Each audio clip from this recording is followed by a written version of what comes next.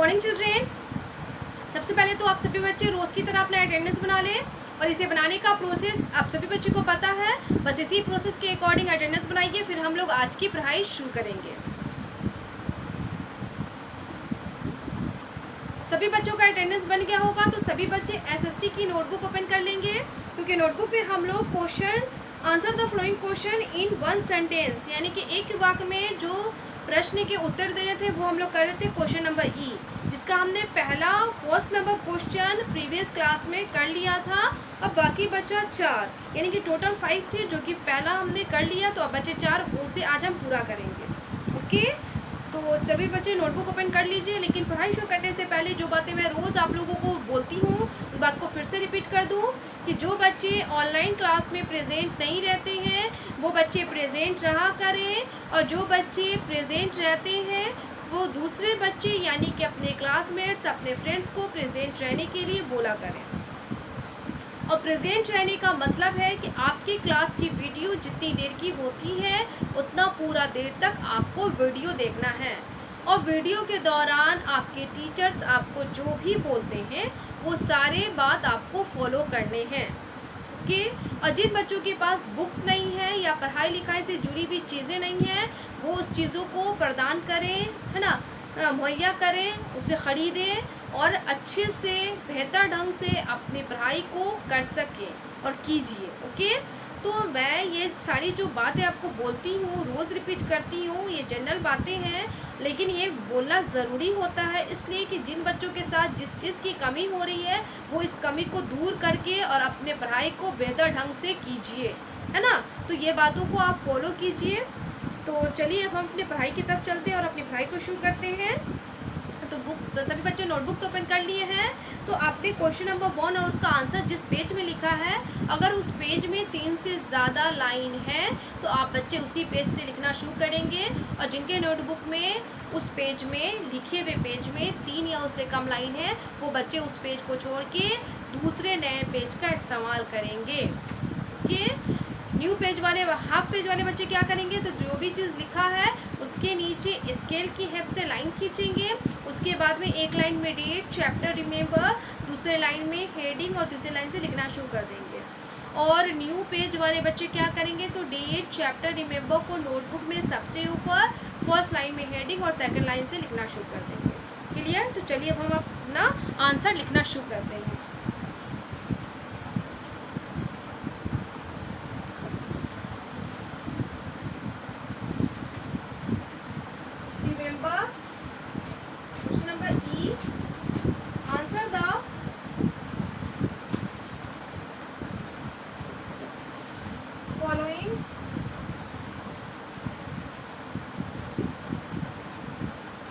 Questions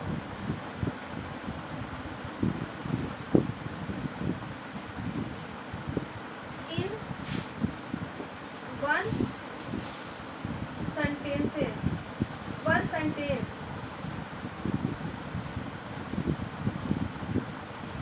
okay, तो क्या है, answer the following question in one sentence.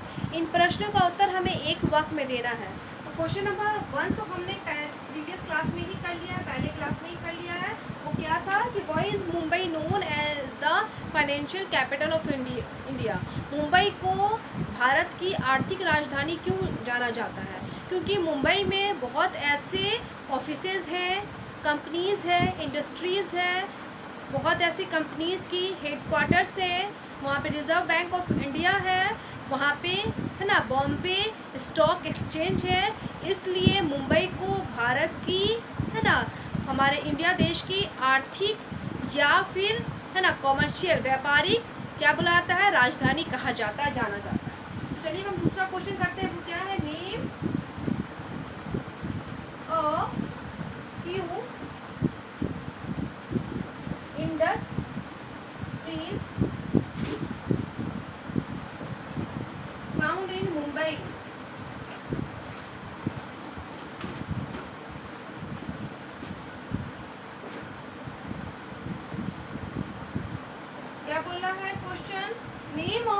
Industries found in Mumbai, Mumbai में कुछ इंडस्ट्रीज, कुछ उद्योग व्यवस्था पाए जाते हैं, तो उनका नाम लिखना है, कुछ कंपनियों का नाम लिखना है उद्योग का।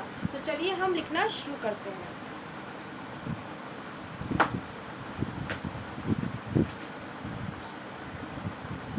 तुम्हारा आंसर है chemical products,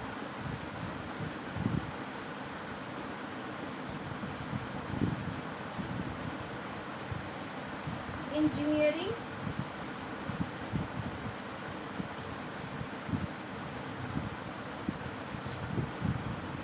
goods, electronic, ELECTRONIC, electronic goods, ship building, SHIP ship, इधर से हटा के लिख रही हूँ शिप बिल्डिंग, क्योंकि नहीं हटेगा, BUILDING ship building, automobiles,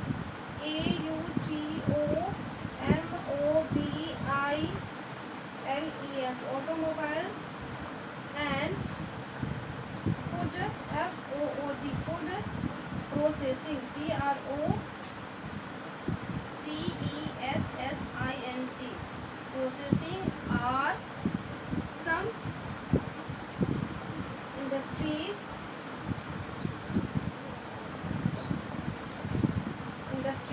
found in Mumbai, FOUND found in Mumbai.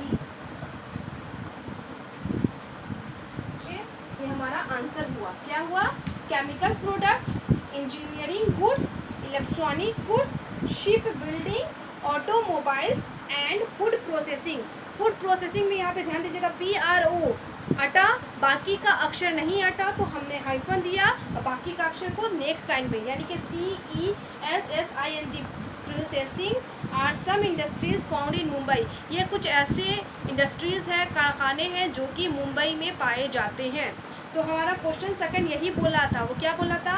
Name of few industries found in Mumbai. Okay, अब हम इसको वाइप करेंगे, क्योंकि आप देख ही सकते हैं कि बोर्ड पे बिल्कुल स्पेस नहीं है क्वेश्चन नंबर 3 या उसका आंसर लिखने के लिए। तो हम इसे वाइप करेंगे, तब हम क्वेश्चन नंबर 3 उसका आंसर लिखेंगे। तो एक बार फिर से आपको समझा दूँ, वो क्या है? Name of few industries found in Mumbai, है ना। कुछ ऐसे कारखाने का नाम लिखना है जो मुंबई में पाए जाते हैं। तो हमारा आंसर है chemical products, engineering goods, electronic goods, ship building, automobiles and food processing are some industries found in Mumbai.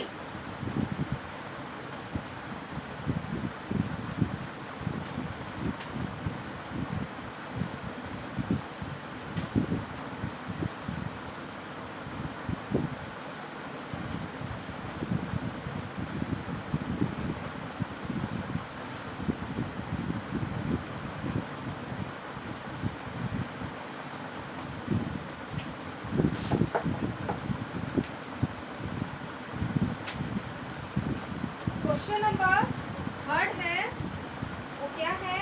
What is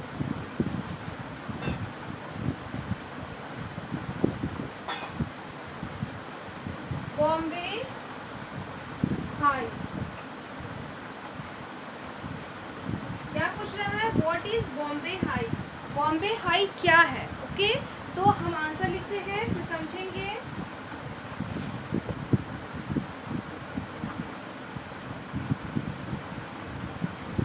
answer है Bombay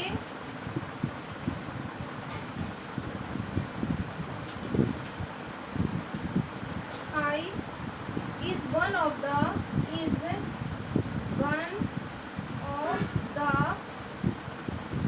richest, RICHEST richest petroleum, PETROLEUM petroleum fields, FIELDS petroleum fields। क्या बोला है?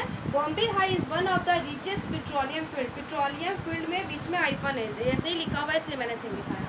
तो Bombay high क्या है कि हमारे भारत देश का रिचेस्ट, सबसे ज़्यादा खनिज तेल निकालने का एक मैदान है, एक जगह है। ओके, ये है। तो यहाँ पे क्वेश्चन क्या बोला था, देखिए क्वेश्चन नंबर 4 अट तो जाएगा लेकिन उसका आंसर नहीं अटेगा, तो हम क्या करेंगे, इसे वाइप करेंगे तो हम फिर क्वेश्चन नंबर 4 और उसका आंसर लिखेंगे। तो एक बार फिर से समझ लेते हैं वाइप करने से पहले कि क्या बोला है, what is Bombay high, Bombay high क्या है, तो हमारा आंसर है Bombay high is one of the richest petroleum fields है। बॉम्बे हाई हमारे भारत देश का सबसे ज़्यादा खनिज तेल निकालने वाला एक जगह है, मैदान।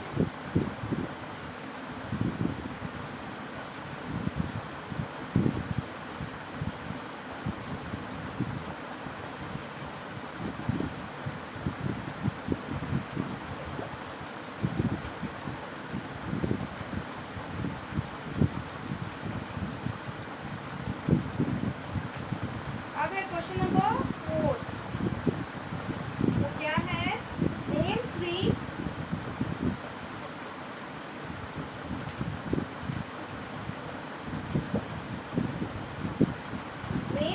बीचेस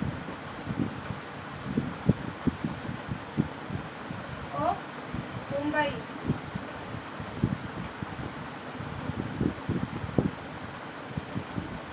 क्वेश्चन क्या बोला है, name 3 beaches of Mumbai, Mumbai के 3 बीचेस का नाम बताना है। ओके, बीचेस, बीच किसको बोलते हैं, समुद्र के किनारे, समुद्र तट के 3 नाम के बारे में बताना है। तो चलिए हम आंसर लिखते हैं।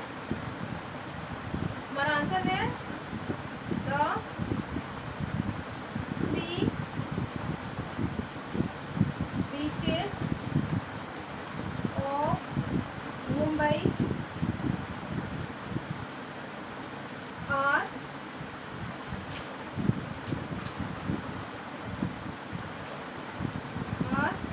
Chowpatty, CHOWPATTI, Chowpatty, Juhu, JUHU, Juhu, and Versova, VERSOVA, Versova. सभी बच्चे ध्यान देंगे, मुंबई का M कैपिटल, चौपाटी का C कैपिटल, जुहू का J कैपिटल एंड वर्सोवा का V कैपिटल। जो भी अक्षर मैंने कैपिटल लिखा है वो कैपिटल लिखिएगा। क्यों कैपिटल लिखा है, ये नेम है और किसी भी नेम का पहला अक्षर क्या होता है, कैपिटल होता है। ओके, तो हमारा क्वेश्चन क्या बोला था, name 3 beaches of Mumbai, Mumbai के 3 बीचेस का नाम बताना है। तो हमारा आंसर है the 3 beaches of Mumbai are Chowpatty, Juhu and Versova. और भी बहुत सारी बीचेस हैं लेकिन 3 ही पूछ रहा था तो मैंने 3 नाम लिखा, चौपाटी, जुहू एंड वर्सोवा, ये 3 बीचेस है जो कि मुंबई में ही पाया जाता है। ओके, तो अब आप देख रहे हैं बोर्ड पे स्पेस नहीं है क्वेश्चन नंबर 5 या उसका आंसर लिखने के लिए। अब एक ही क्वेश्चन बचा है, क्वेश्चन नंबर ई का लास्ट 5 नंबर, उसे मैं लिखाऊंगी लेकिन इसे एक बार फिर से समझा दूँ वाइप करने से पहले। इसके बाद है name 3 beaches of Mumbai, Mumbai के 3 बीचेस का नाम बताना है। तो हमारा आंसर है the 3 beaches of Mumbai are Chowpatty, Juhu and Versova. Okay,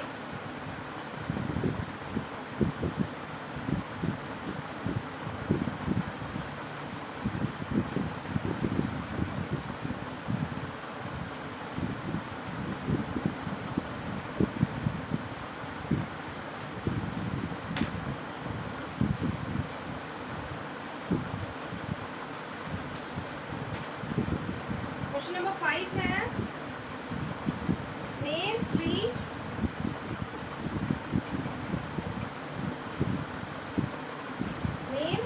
famous places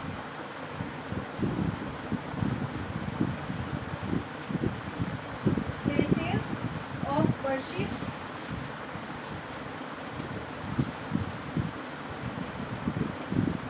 worship in Mumbai.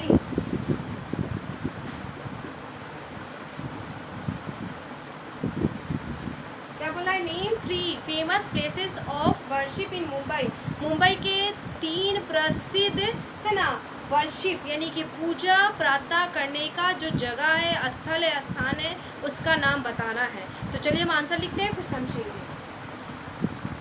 Answer है the 3 famous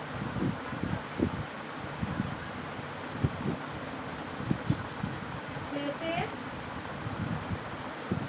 of worship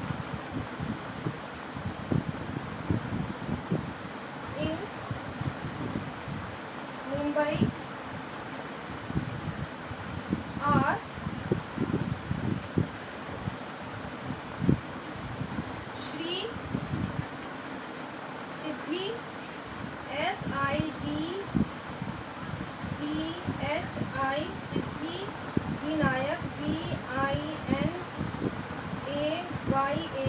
Shri Siddhi Vinayak temple TEMPLE temple. Haji HAJI हाजी, इधर से लिखूंगी ALI Ali, Dargah DARGAH Dargah, and cathedral CATHEDRAL cathedral of Sant Thomas THOMAS Thomas.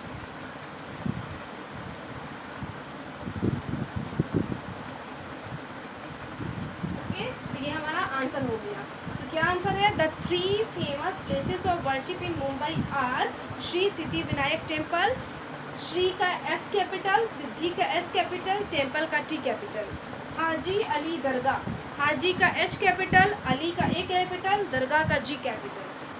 Cathedral, cathedral का C capital, संत का S capital, Thomas का T capital. Okay, तो कहने का मतलब है कि जो 3 जगह है जो कि मुंबई में पूजा प्रार्थना करने का जगह है, जो कि काफ़ी प्रसिद्ध है, फेमस है, वो है श्री सिद्धि विनायक टेम्पल, जो सिद्धि विनायक टेम्पल है, मंदिर है वो, और उसके बाद हाजी अली दरगाह, और उसके बाद कैथेड्रल यानी कि गिरजाघर चर्च, जो सबसे बड़ा चर्च होता है उसको कैथेड्रल बोलते हैं, वो किसका है? संत थॉमस, उनका नाम है संत थॉमस। ओके, तो उनके जो नाम पे जो गिरजाघर बना हुआ, ये तीनों जो मुंबई में काफ़ी फेमस है, काफ़ी प्रसिद्ध है, इन जगहों पे लोग पूजा प्रार्थना करने जाते हैं अपने अपने धर्म के अकॉर्डिंग, धर्म के अनुसार। ओके, तो हमारा क्वेश्चन नंबर 5 क्या बोला था? Name 3 famous places of worship in Mumbai, Mumbai के 3 प्रसिद्ध पूजा प्रार्थना करने का जगह का नाम बताना है। तो आंसर है the 3 famous places of worship in Mumbai are Shri Siddhi Vinayak temple, Haji Ali Dargah and cathedral of Saint Thomas. कहने का मतलब है कि मुंबई में जो 3 पूजा प्रार्थना करने के जो प्रसिद्ध जगह है वो है श्री सिद्धि विनायक टेम्पल, हाजी अली दरगाह और कैथेड्रल ऑफ संत थॉमस, यानी कि सिद्धि विनायक मंदिर, हाजी अली दरगाह और सबसे बड़ा गिरजाघर जो कि संत थॉमस का है। ये तीनों जगह काफ़ी प्रसिद्ध है मुंबई में पूजा प्रार्थना करने के लिए। तो आपका होमवर्क हो जाएगा, remember question number E of chapter 15 का क्वेश्चन नंबर E आपको याद कर लेना है, और जिन बच्चों को इस चैप्टर का यानी कि चैप्टर 15 का वर्ड मीनिंग नहीं याद हो पाई है, वो बच्चे वर्ड मीनिंग को अगेन रिमेंबर कर लेंगे। ओके, तो ये तो नोटबुक वाले बच्चे करेंगे, बुक वाले बच्चे आपको एक और होमवर्क मैं दे रही हूँ। तो आप बुक ओपन करिए, पेज नंबर 119 यानी कि 119 वो ओपन करें। आपको क्या देखना है? यहाँ पे टिक द करेक्ट ऑप्शन है, मल्टीपल चॉइस क्वेश्चन है, इस क्वेश्चन आंसर को आपको बनाना है इसको। तो चलिए सभी बच्चे, मेरे बुक वाले बच्चे ध्यान देंगे, नोटबुक वाले बच्चे भी मेरी तरफ देखेंगे। पहला क्वेश्चन है the famous landmark of Mumbai is the dash, जो मुंबई का जो सबसे फेमस प्रसिद्ध लैंडमार्क है वो कौन है? तो हमारा आंसर ऑप्शन है Elephanta caves, gateway of India, marine drive and Chowpatty, है ना। इस चारों ऑप्शन में से जो सही ऑप्शन लग रहा है उस ऑप्शन को टिक लगाइएगा, और खाली जगह में क्या करना होता है? तो देखिए, टिक द करेक्ट ऑप्शन में जिस क्वेश्चन में अगर ब्लैंक होती है, खाली जगह होती है, हमें क्या करना होता है? तो उस ऑप्शन में हमें उस शब्द को भरना होता है जिस शब्द में हमने टिक लगाया।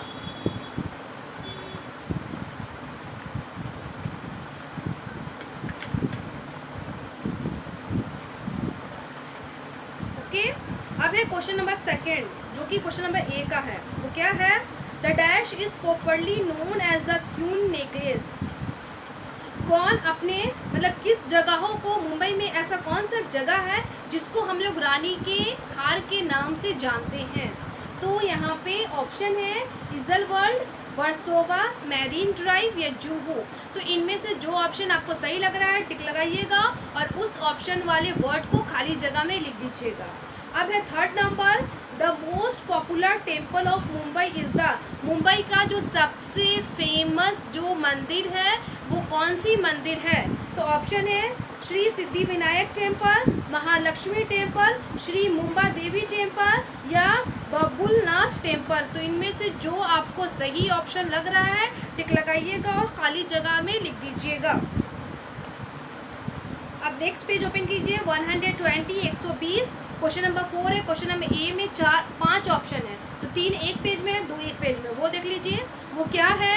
The famous DeLisi of Mumbai is, Mumbai का जो सबसे फेमस जो डेलिसी डिश है जो लोग काफ़ी खाना पसंद करते हैं वो कौन है। तो यहाँ पे है सांभर डोसा, पाव भाजी, छोले भटूरे या रसगुल्ला। तो मुंबई में जो सबसे ज़्यादा लोग खाना पसंद करते हैं वो कौन सा है, तो उस ऑप्शन पे आप टिक लगाइएगा और खाली जगह में लिख दीजिएगा। ओके, अब है question number 5। Question number A का लास्ट क्वेश्चन वो क्या है। The most important festival of Mumbai is dash, Mumbai का जो सबसे ज़्यादा महत्वपूर्ण पर्व है वो कौन सा पर्व है।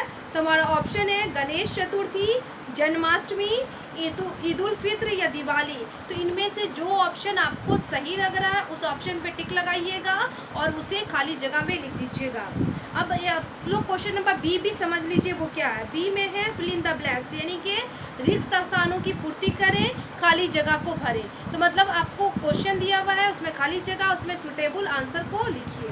तो पहला है Mumbai is located on the coast of dash sea, Mumbai किस समुद्र के किनारे बसा हुआ है, किस समुद्र तट पर बसा हुआ है, तो उस समुद्र का नाम लिख दीजिएगा।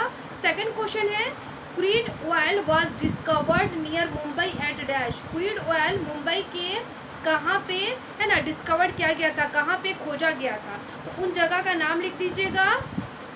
ओके,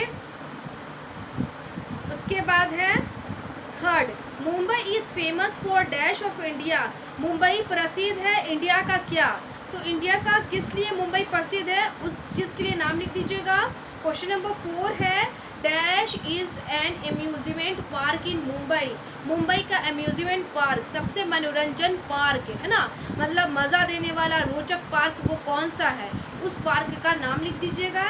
एंड क्वेश्चन नंबर 5 जो कि क्वेश्चन नंबर मतलब बी का 5 ऑप्शन है वो 5वां ऑप्शन मैं समझा रही हूँ। The dash is the commercial and cultural centre of Mumbai, Mumbai का जो कॉमर्शियल व्यापारिक या सांस्कृतिक जो केंद्र है वो कौन सा केंद्र है, तो उस जगह का आप नाम लिख दीजिएगा। ओके, तो बुक वाले बच्चे क्वेश्चन नंबर ए और क्वेश्चन नंबर बी भी बना लेंगे और जिनके पास बुक नहीं है वो सिर्फ रिमेंबर करेंगे, और बुक वाले बच्चे रिमेंबर के साथ साथ रिटेन करेंगे, यानी कि याद करने के साथ साथ बनाएंगे। तो आप क्वेश्चन नंबर ई याद कर लीजिएगा 5 आंसर को। अगर वर्ड मीनिंग नहीं याद हो पाई है जिन बच्चों को, वो बच्चे वर्ड मीनिंग भी अगेन रिमेंबर कर लेंगे, और जिनके पास बुक है वो बच्चे क्वेश्चन नंबर ए और क्वेश्चन नंबर बी को बना लेंगे। ओके, अब मैं अपने क्लास को यहीं पे स्टॉप कर रही हूँ, और जब हमारा क्लास स्टॉप होता है उस समय मैं आपको क्या देती हूँ, तो एक गुड हैबिट टिप देती हूँ। तो आज का हमारा गुड हैबिट टिप है कि जो कि है ना प्लेइंग आउटडोर है, हम प्लेइंग जब खेलते हैं तो खेलने के दौरान हमें क्या होना चाहिए। तो आज का है don't play with fire, don't play with fire, आपको आग से नहीं खेलना है। ओके, अब आग से मतलब कि जैसे मैच बॉक्स, मैच स्टिक, माचिस की तीली या कोई भी आग का सामान है उस चीज़ से आप मत खेलो, जिस चीज़ से आग उत्पन्न होता है उस चीज़ से आपको नहीं खेलना है। ओके, और छोटे बच्चे को इसलिए मैं आप लोगों को इसलिए बोल रही हूँ कि आप सभी बच्चे को खेल बस होना चाहिए, चाहे वो जो भी चीज़ हो बस आपको खेलना है। आप चीज़ का ख्याल रखिए, आप खेलिए तो खिलौनों से खेलिए, जो खेलने की वस्तु है चीज़ें हैं हमें उनसे खेलना चाहिए, ना कि हर एक चीज़ से। ओके, जिस चीज़ का जो काम है और जिस चीज़ के हम जिस काम के लिए इस्तेमाल करते हैं जिस चीज़ को, उस चीज़ को उसी के लिए रहने दीजिए। खेलने की चीज़ें खिलौना है तो खेलिए, आपकी चीज़ें हैं चूल्हे जलाने के, गैस जलाने के, या फिर कैरोसिन ऑयल वाला जो लैंप होता है, लालटेन होता है, उससे जलाने का, तो हमें उससे जलाने दीजिए। ओके, तो आप ऐसे भी आगे के जो सामान है वो छोटे बच्चे बिल्कुल नहीं यूज़ करें, बड़े बच्चे यूज़ करें, मम्मी यूज़ करेगी, घर के बड़े लोग यूज़ करेंगे। ओके, तो सभी बच्चे इस गुड हैबिट टिप को फॉलो करेंगे। डोंट प्ले विथ फायर, आपको आग से नहीं खेलना है। एक बार फिर से मैं अपना होमवर्क रिपीट कर देती हूँ कि मैंने आपको होमवर्क क्या दिया है। तो remember question number E of chapter 15 का क्वेश्चन नंबर ई याद करना है। और जिन बच्चों को वर्ड मीनिंग नहीं याद हो पाई है वो बच्चे वर्ड मीनिंग को अगेन रिमेंबर कर लेंगे, फिर से याद कर लेंगे। और जिन बच्चों के पास बुक है वो क्वेश्चन नंबर ए और बी को भी बना लेंगे याद करने के बाद। ओके, समझ में आया? क्वेश्चन नंबर ई तो याद करना है, जिनको वर्ड मीनिंग नहीं याद है, जो भी वर्ड नहीं याद है उस वर्ड को याद कर लेंगे। टाइम बचेगा तो क्वेश्चन नंबर ए और बी बना लेंगे। और उसका आंसर हम कैसे मतलब सही करते हैं, तो आप बच्चों को मैं जब नेक्स्ट क्लास में उस क्वेश्चन का आंसर बोर्ड पे कराऊंगी ताकि नोटबुक वाले बच्चे नोट कर लें, तो जो बुक वाले बच्चे हैं उस आंसर को मैच कर लेंगे। तो इस तरीके का आपका चेकिंग सिस्टम हो जाएगा। तो इन सारी चीज़ों को फॉलो कीजिए, याद कीजिए, जो भी होमवर्क मिला है और जो गुड हैबिट टिप मिला है उसे फॉलो कीजिए। आज के लिए इतना ही। Thank you all.